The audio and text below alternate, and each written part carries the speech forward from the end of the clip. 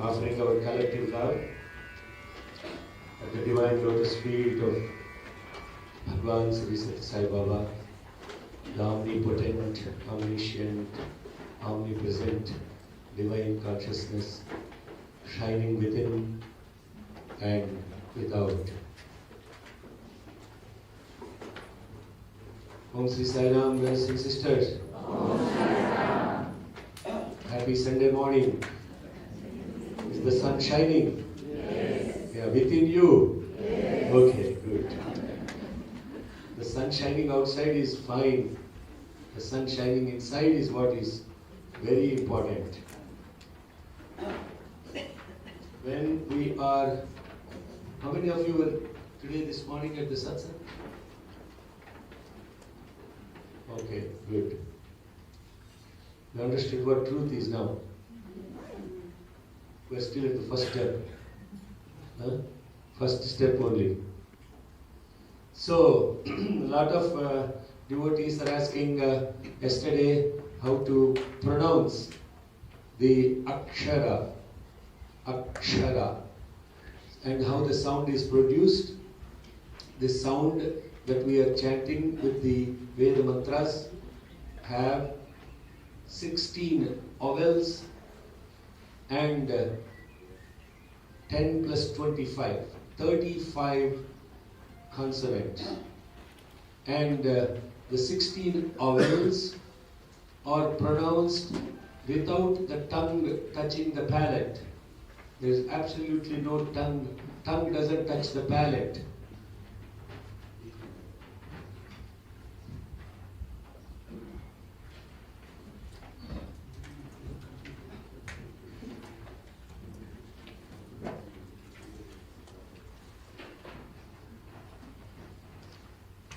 And those, when you pronounce them with the anuswara, which is becomes bijakshara.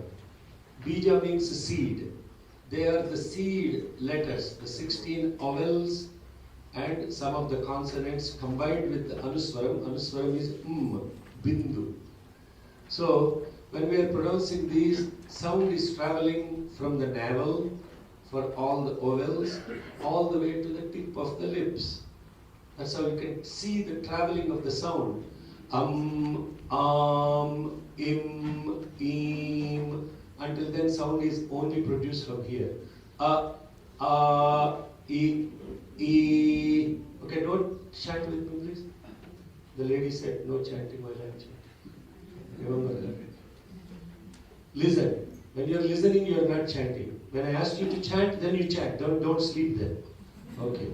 So, I. See, already sound traveled from completely coming from here. E. Sound is produced from here. E. You can actually feel. There is no sound, you can feel the vibration here. It's coming completely from here. E. See, that sound is traveling here. Oo. Oh, lips already. Oo. Lips came together. Oo. R.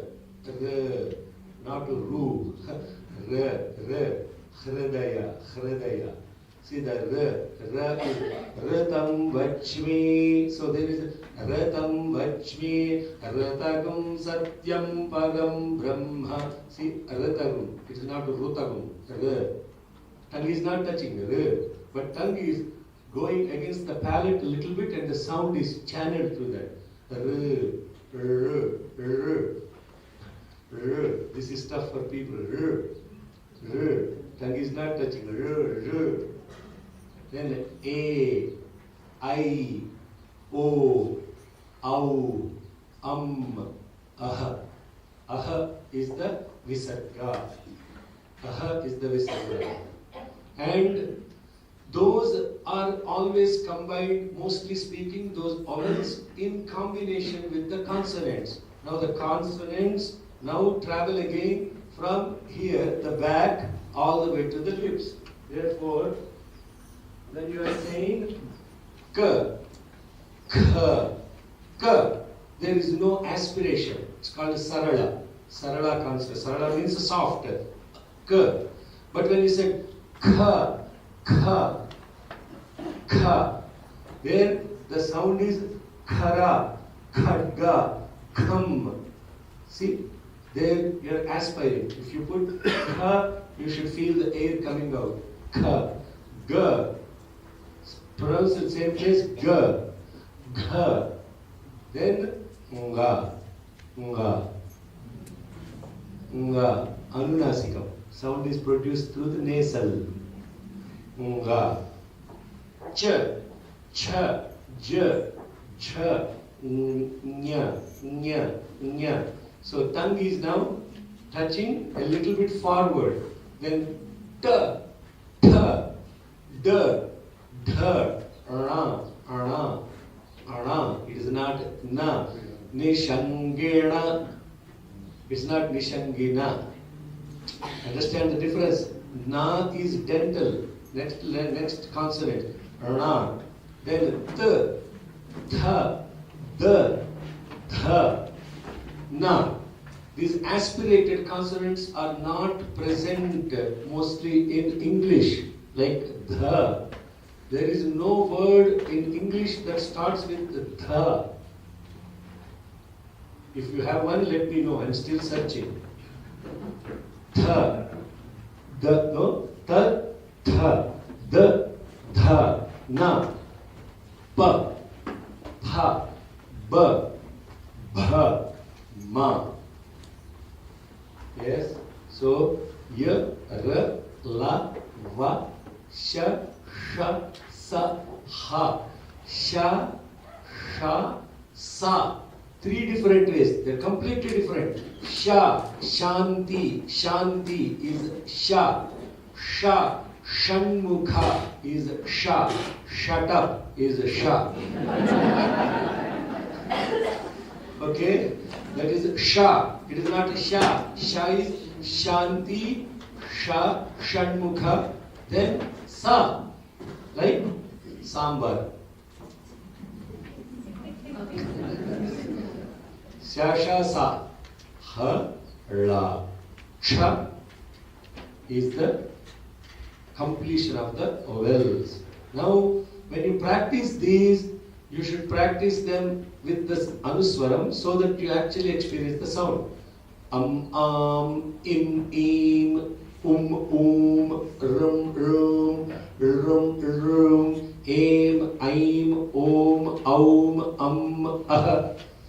Kam, kham, gam, gham, gam, chan, chan, jan, chan, yam, tan, than, dan, dhan, nam, tan, than, dan, dhan, nam, pam, pham, bam, bham, mam, yam, ram, lam, vam, sham, sam, lam, cham, cham, lam, ham, sam. You have to do the reverse also. Then go forward, it's called anuloma, viloma, and then complete anuloma. It is one cycle called avriti. Avriti. Avriti is complete cycle. So after you say, come from the reverse.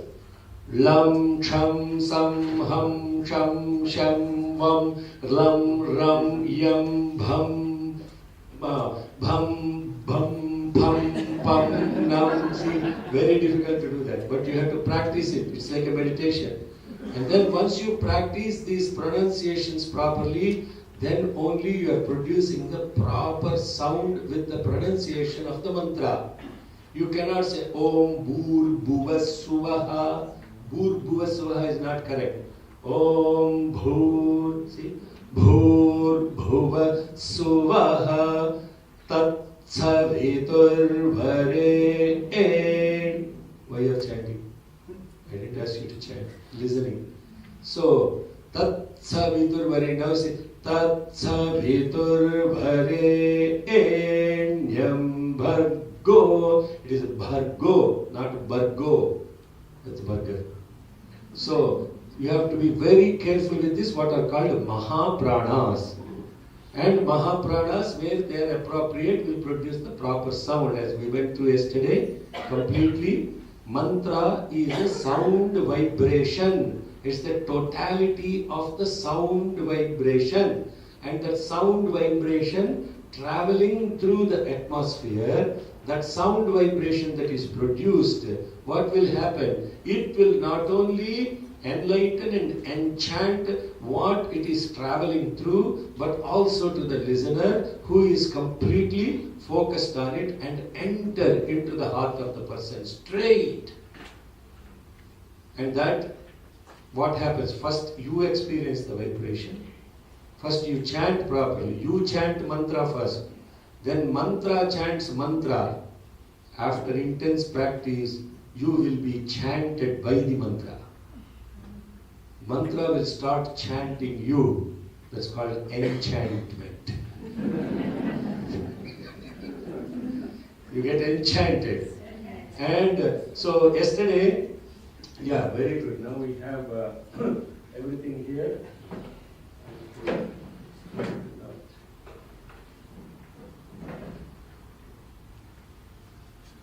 Be in the way of you and Swami.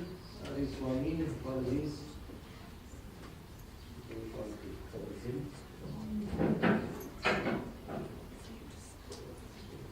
Are you able to see Swami here?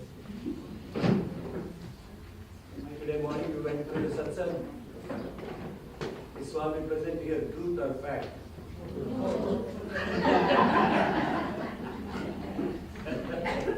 Okay, so thanks to brothers, they finally enabled me to Mr. Veda Vyas.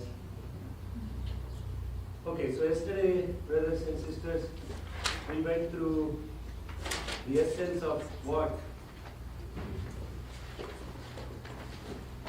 the first unvakam is. The first unvakam, as it relates to purity, clarity, stillness, and as we went through this, we went through what is purity, integrity of the body, the emotional aspects associated with the mind, and the stillness of the being, all put together, then that is the essence of the first unvakam. Everybody remembers the same? Hopefully you remember, yeah. Whoever is coming, missed the first half and coming to the second half, it's like you are going to the second half of PS1 movie. And if you did not watch the first half, second half will not make any sense. You have to watch the full movie to understand what it is. But if you missed it, try to observe what it is today and go back and watch on the videos. They're going to make it available on Vedas4All channel, YouTube channel. So this aspect about the 15 mantras that we have invoked in the first unvakam, the essence of that is purity. And what happens with that purity? With that purity, the source, which is the sun, is now reflecting within you, within your own body, mind and senses, which are pure and still.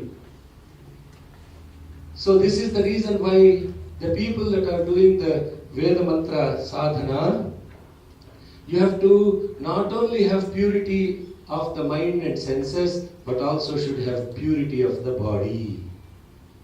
What is the purity of the body? Purity of the body, the mind, the body and the mind, both will be pure first if you partake pure food, sattvic food. Therefore, this is a very hard one for people that are not used to having vegetarian food, etc. This will be the toughest one in sadhana for Veda chanting. Purity of speech won't happen if you don't partake sattvic food, especially vegetarian food. You have to be very cognizant of that. It's not that you are impure if you eat meat and other things, but truly speaking spiritually, not only spiritually, not for religious reasons, for complete understanding of environmental sustainability and energy flow in the universe, not for religious reasons. If you are a person that cares about this environment, know that energy ratio is completely imbalanced if you eat meat. Because what happens? The energy ratio of a plant is incredible. See how it is harvesting the entire sunlight and absorbing it and producing the food.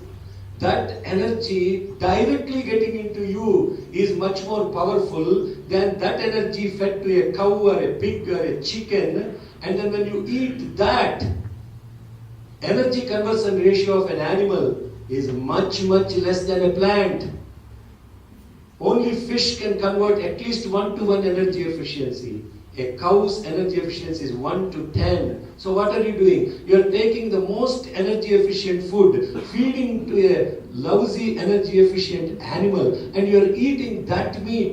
That means your energy, by the time you convert that into energy, it's even completely berserk. You are not getting any energy directly from the consciousness, from the planet, from the sun. So why I have to mention this is because I know those of you who are going to be signing up for Ritviks, you will be required to follow the dietary pattern of vegetarian food, and I know it will be very hard on some people. Eating meat is mostly cultural. It has nothing to do with nutrition. If any doctor here told you that eating meat is nutritious for you, they are lying to you. They did not study medicine properly. 100% the truth. The protein that you get from beans and lentils is much more non-allergenic and highly efficient source of protein compared to animal protein. 100%. No question about that. No argument. When I went to Dallas, Texas first, people were asking me, oh, you're a vegetarian. How do you get your amino acids? I was in a medical school. I told them you didn't study medicine properly. They didn't teach you what nutrition is properly. There is no reason why to eat meat or to that matter even drink milk to get nutrition. And this is very important is because the thought generated in the body, with the purity of the food you will get pure thought and pure speech. The tongue will be able to roll properly. If I have to ask you to say, Laksha Bhaksha Bhakshichya Lakshvayaku Oka Bhaksham Lakshama.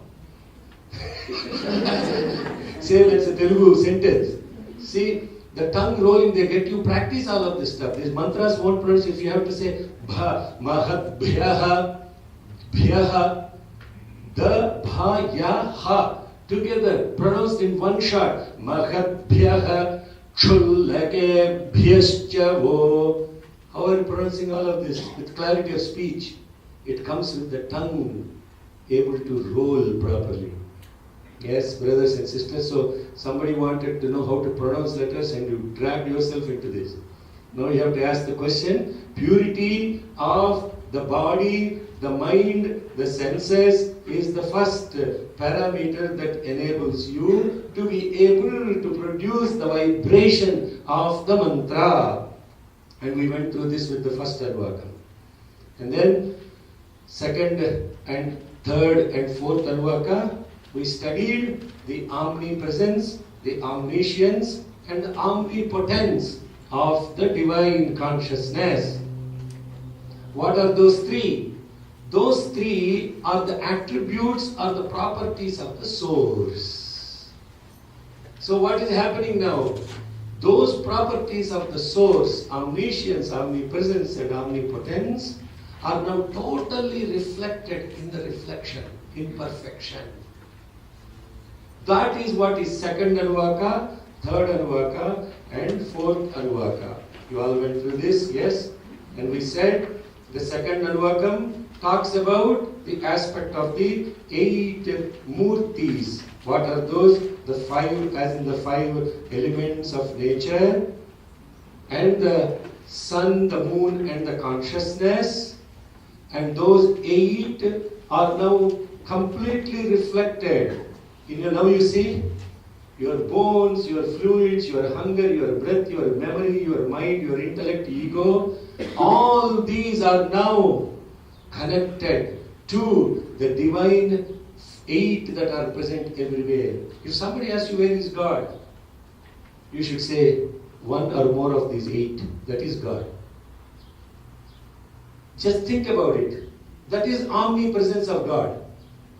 Can you be in a place where there is no earth, water, fire, wind, space, moon, sun, and consciousness? Yeah. Is there any place? Can you find a place? Hello, please find a place other than those 8. Yes, somebody Found it? Keep looking. Keep looking. You will not find any place other than those 8. So where are you present all the time? In God. You are present in God. You are walking on earth. You are drinking water. Your thoughts, everything. See how it is? Those are Ashtamurtis. And those Ashtamurtis, the earth is Sharva, the water is Bhava, the fire is Rudra, the wind is Ugra, the space is Bhima, the moon is Mahat, the sun is Ishana, and the consciousness of the ego is Pashupati.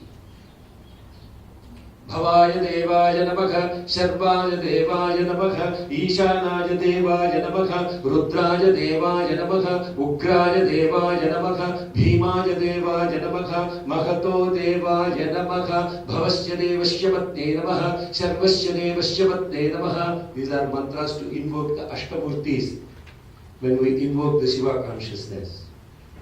And that is the essence of second Anuvakam, which is omnipresence. Omnipresence.